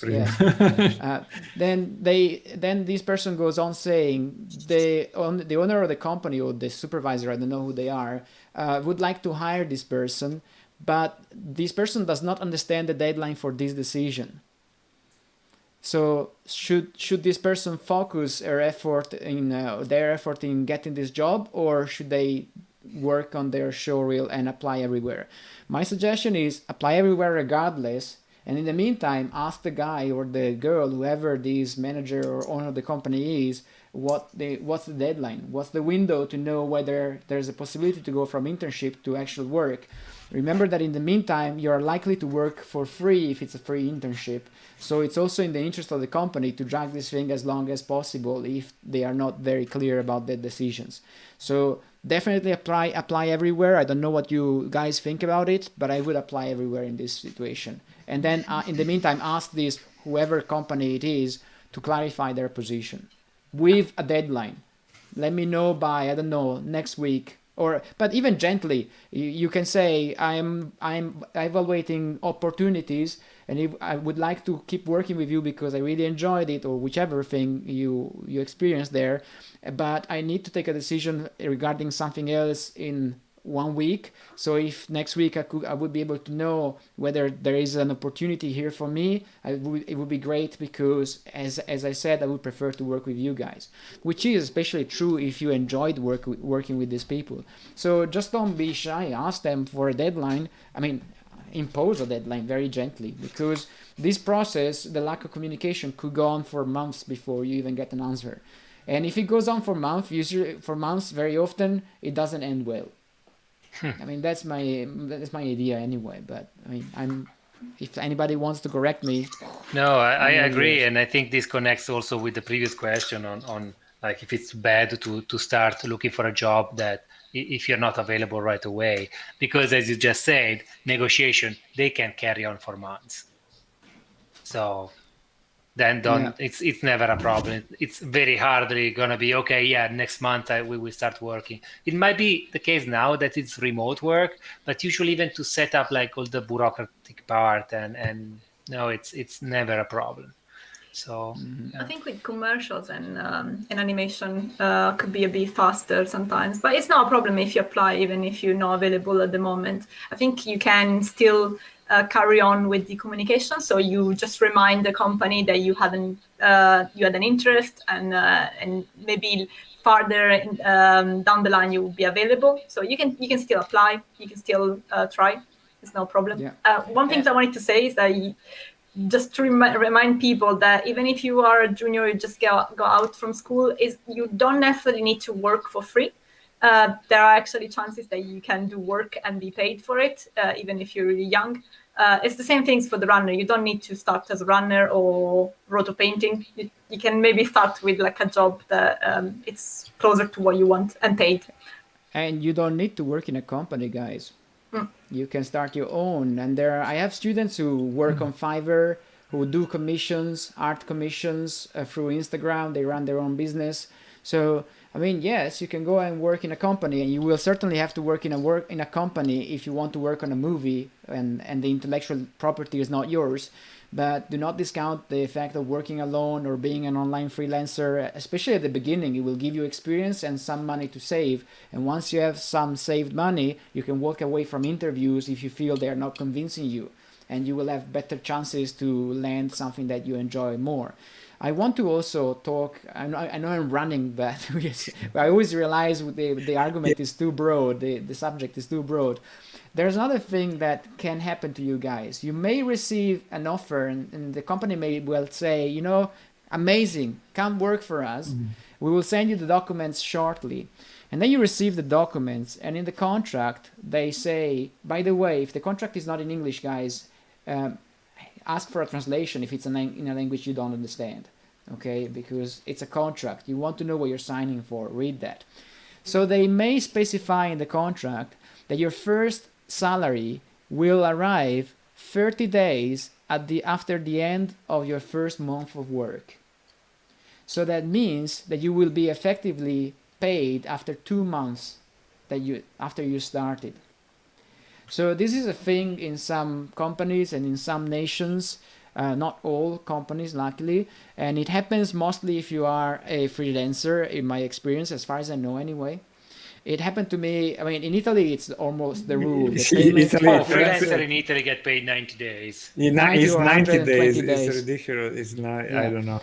But who can work like this? in the rest of the world, I mean, the part of the world in the rest of the civilized world, it doesn't really happen that way. So if you read something like that in the contract, it is not necessarily a red flag, you have to check the company credit score somehow. You have to check if they're reliable, but you have to know that you very often can negotiate that. You can tell them, look, I have to pay for the rent and I can't postpone it for 2 months. And you can negotiate a shorter interval, because 2 months are a long time for a production, guys. And they're a long time for you, even longer for you, I think. So consider negotiating it, because you don't want to be for 2 months in the doubt as to whether you will be able to pay the rent, or as to whether you will be able to pay anything at all, or to be paid. Okay, so double check that. And another thing that I really would like to talk about is very quickly relocation. If you want the company to support you for relocation, to pay some of the relocation cost, you have to negotiate that during the interview. I'm saying that because it happened to me that I applied to a company abroad and I asked for a relocation after negotiating the salary. And they told me, you have to negotiate that during the salary negotiation, not now. Yeah. And that was That's it. really honest. Sweetheart. Yeah, exactly. But I can tell you, one of my first negotiation was, I remember sitting down in front of the owner of the company, and the owner of the company said, so what's the minimum under which you can't come to work for this company? Whoa. And I checked. That was a difficult question, but they put their salary range out there on the web when they were hiring, and I was shy, and I said the lowest amount of their range, and I left the meeting, and that was my negotiation. I realized it later that was my negotiation, and I remember I was in a car with Max. Max was driving, and I asked him, how much do they pay you, and how did you negotiate it? And Max told me, can I say, Max? Yeah, please go ahead. Yeah, and Max told me, well, I asked, they are paying me this amount, he said, and it was the top range of the range I asked the bottom for. And I said, and how did you negotiate it? And Max said, well, the owner asked me, why should we pay you that much? And I answered, who else are you going to give this money to? And that was I literally told him, if you're not giving the set of people you have, if you're not giving them to me, that I'm gonna be the lead, who else you're going to give this maximum to? And that was it. It's pretty straight. I wouldn't suggest you do this every single time, but I'm the living proof that it worked at least once. Okay, I have to say, maybe it was also a shitty question by the guy. I don't know, it's a bit weird. Yeah, the guy didn't have much experience. Clearly. Yeah, it was a company. Good for you that you're I would say. It means you have to stand up for yourself. You have to do some negotiation there. Don't be too shy, I think. I think also, if you work with other people, you have an idea of where you stand also in the how good you are at what you can do as well. So you don't have to sell yourself short. No. Maybe you're good, and maybe that's why you should ask for more money. That's it. And there's something which is particularly a matter of concern, in my opinion, for Italians or anybody going to work in an English-speaking country or a country where they don't speak the language. During the negotiation, you may feel uncomfortable because you have to speak a language you don't know very well. Like maybe us during this conversation, for instance. We know the language, but we struggle sometimes to find the words. And very often, this is enough for some people to back down and not negotiate and just take whatever comes.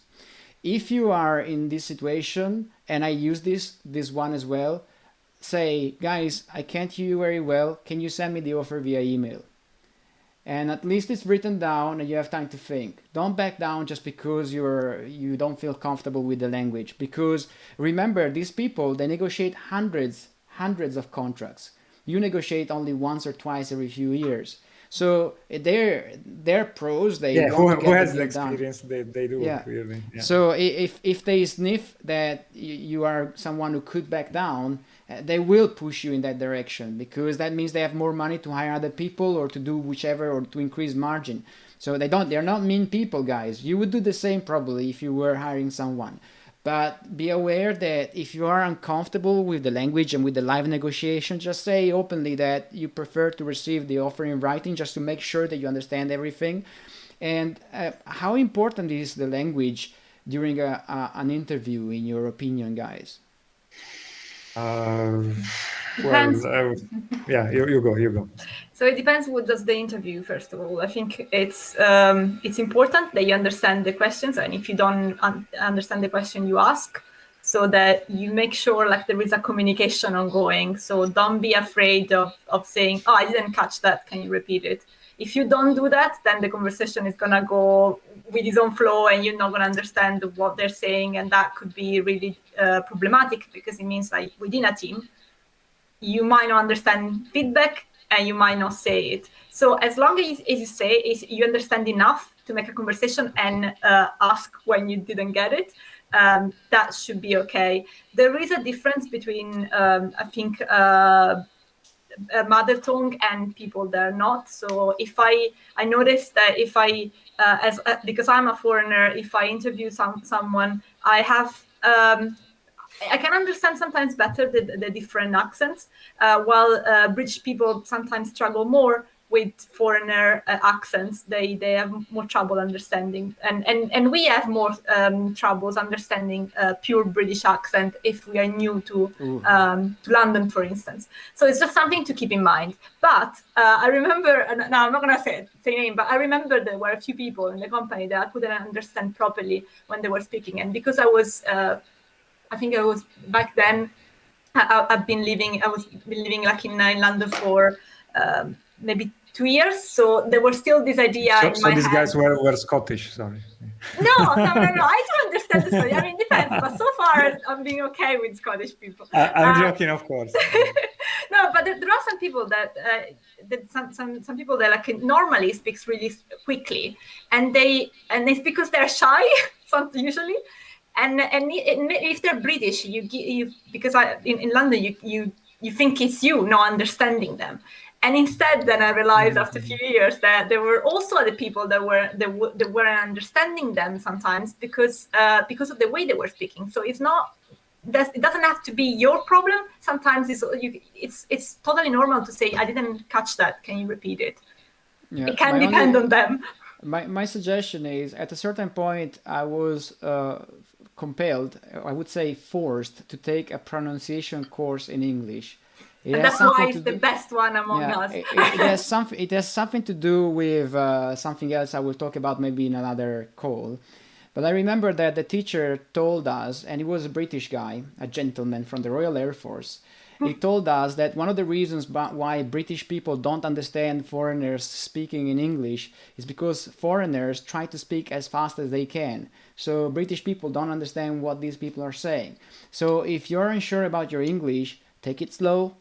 Go slow and take your time, think about it, and that's it. It's better to be slow and be understood than not to be understood. And if you don't understand something, ask again.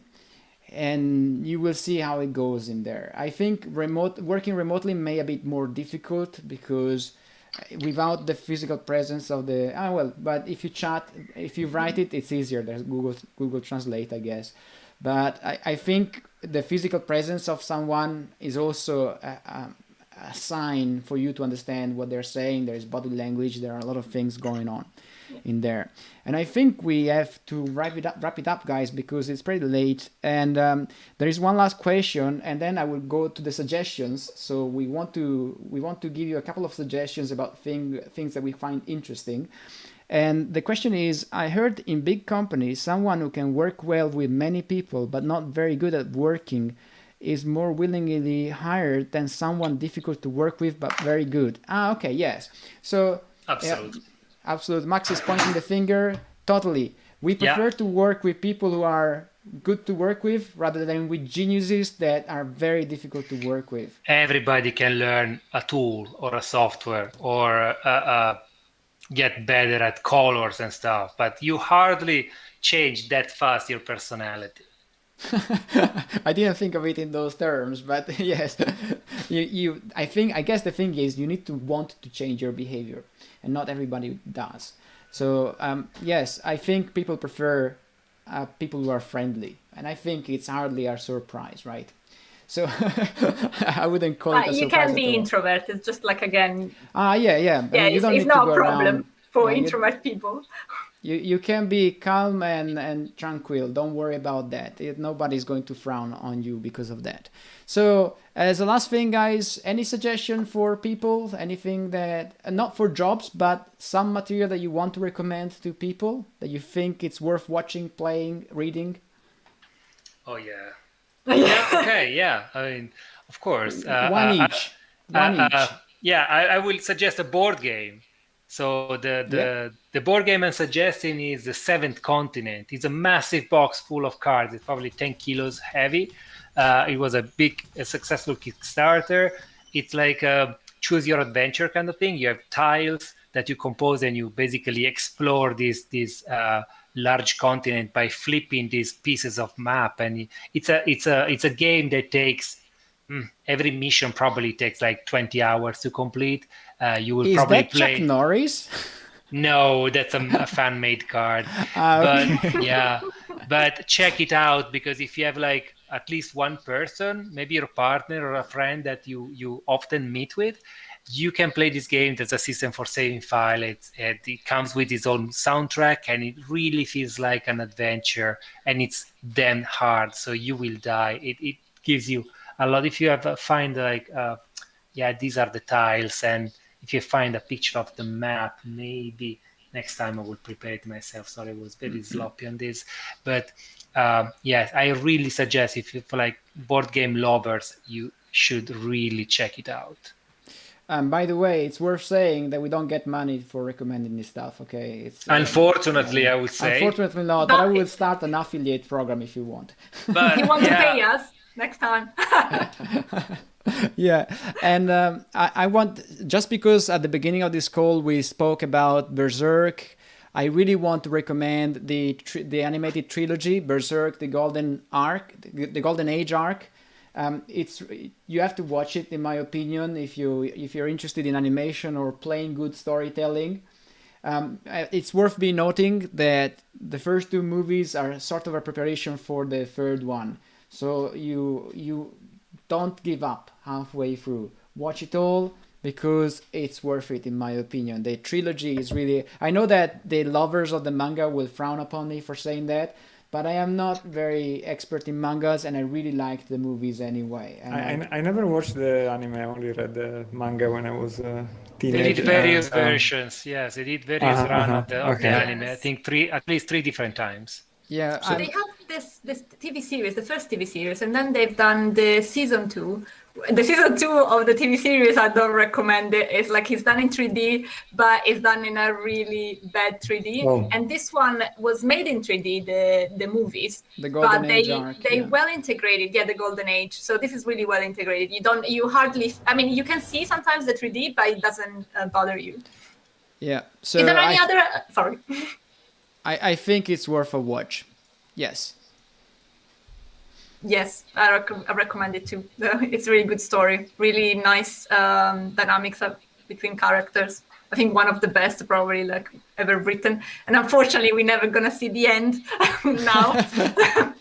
But this one still covers the best part of the comic. Yeah, yes, the trilogy. You need to also watch it, because it's basically, this is a big piece of pop culture today.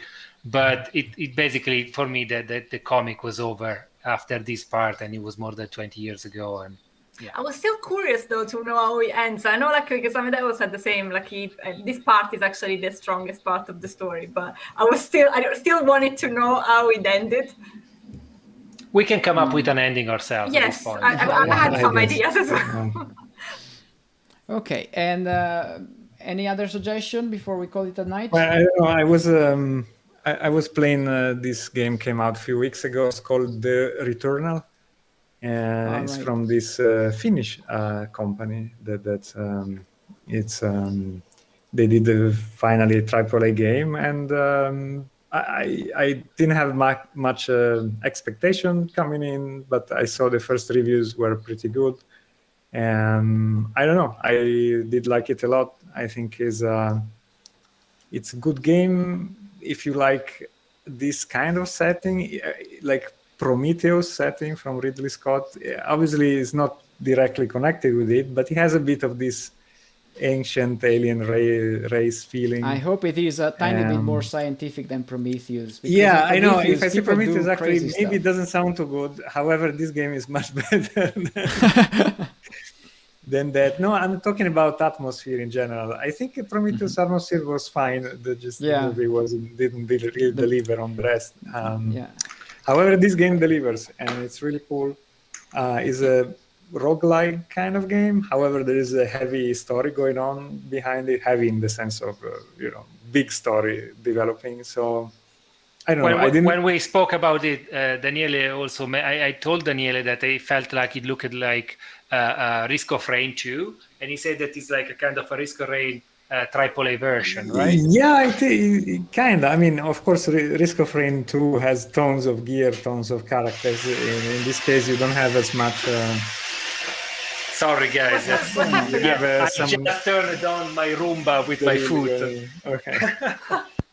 So it doesn't have as much customization as Risk of Rain in terms of but it's I have to say felt very good, and I would recommend to whoever have a PS5, because I understand not many people manage to buy it because it's still in very short stocks. So there you go. So we have Berserk, the trilogy, and we have what's the name again? Returnal. The Returnal, yes, the game, and then we have the Seventh Continent as a board game, and that's it, guys, for tonight, I guess. Anything else to add? I have one thing to add. Sorry, it's very important. After the interview, send an email to the interviewer and the people involved to say that thanks for the interview. It's something that in Italy we are not taught to do, and it's not very common, but in the rest of the world it's a common procedure of sort. Not all the rest of the world. Not all the rest of the world, but just like it can't hurt. Just say like, thanks a lot for the interview. Don't send it right away. Maybe wait the next morning, say, thank you very much for the interview and your time. It was nice to talk to you. I have still questions, blah blah blah, and I'm very excited, and I hope my interviews will proceed to next step, and blah blah blah. Just be short, kind, and don't say too much. Never say too much. Don't tell yourself. Basically like on Tinder, same thing. Same. Don't expose your weaknesses. I think Max is making a very good point. Anyhow, I mean, these people, they're there for the interview, but they took some time out of their day, and maybe they had a deadline to attend to as well, to talk to you. So I think it's a matter of courtesy to acknowledge that, and also to be a bit amicable to people in general, and acknowledge their existence as people rather than just as tools in a reviewing machine. Bots. Yes. Yeah, reviewing bots that will give you stars or the contrary of those. So I think Max is making an excellent point. In fact, Max, thank you very much for making that point. And on this note, guys, I guess we say good night to everybody. Thank you for joining us. Remember, every Thursday we are here to talk about... And hit that like button. I mean, we need to start being professional. Yes. I need to put up some stuff that people can interact with, because this way we know also that they are engaging somehow, I guess. So hit the invisible like button, but you can subscribe on YouTube, guys, or on Twitch if you want. That's still available. So have a good night. Bye-bye. Bye.